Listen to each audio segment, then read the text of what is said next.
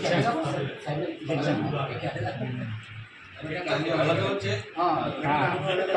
પંચાયત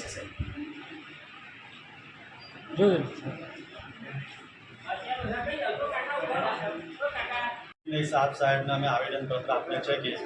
નારા, કેવલા, માલપુર, જામડીના ખેડૂતો કે જે અમારી 3500 હેક્ટર જમીન ટોટલ વિસ્તારમાં આવેલી છે અને અત્યારે વાવણીનું કામ ચાલી રહ્યું છે અને જે લોકોનું અગાઉ વાવેતર થયું છે તો ભૂંડો અને નીલગાય પાકનો બગાડ કરે છે અને એનાથી ખેડૂતોને ખૂબ મોટા પાયે નુકસાન થાય છે।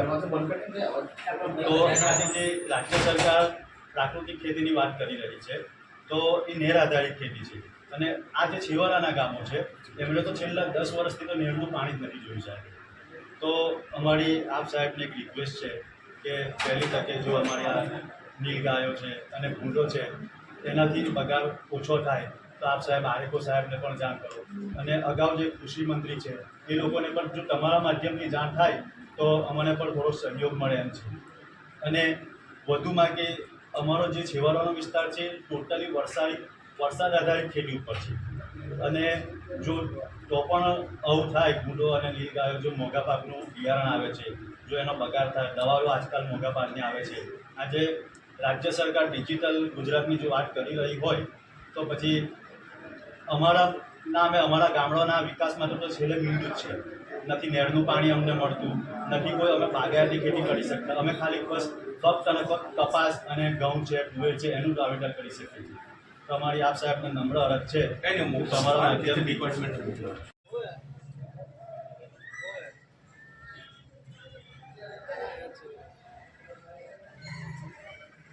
यहाँ आज अमे प्रांत कचेरीए आवेदनपत्र आपवा माटे आवेला छे। तेमां नाड़ा, मालपुर, आसरसा, कपुड़िया, इस्लामपुर, जेवला અને જામડીના લોકો અહીંયા ખેડૂત મિત્રો એકઠા થઈ અને આ રોજ અને ભૂંડ માટે જે ખૂબ જ મોટી સંખ્યાની અંદર ભૂંડ અને રોજ વસવાટ કરે છે, જે 200-250-250ના ટોળાની અંદર પાકને ખૂબ જ મોટું નુકસાન પહોંચાડે છે અને એ ભૂંડ અને રોજ અત્યારે અમારી વરસાદી ખેતીની ઉપર આધારિત છે અને જ્યારે અમારા ખેડૂતો એ મોંઘા ભાવનું બિયારણ દવાઓ લાવી અને એના ઉપર છંટકાવ કરે છે, પણ અત્યારે જે અડધા ફૂટનો કપાસ છે તે પણ જળમૂળમાંથી ખાઈ જાય છે અને ખેડૂત ખૂબ જ ત્રાહિમામ પોકારી ઉઠેલો છે। અને આવા સમયની અંદર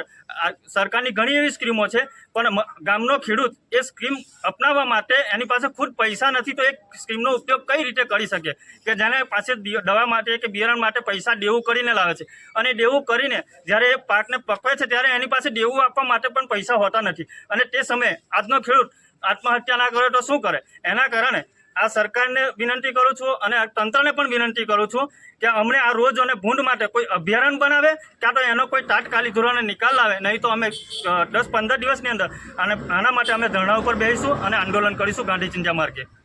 ઓકે।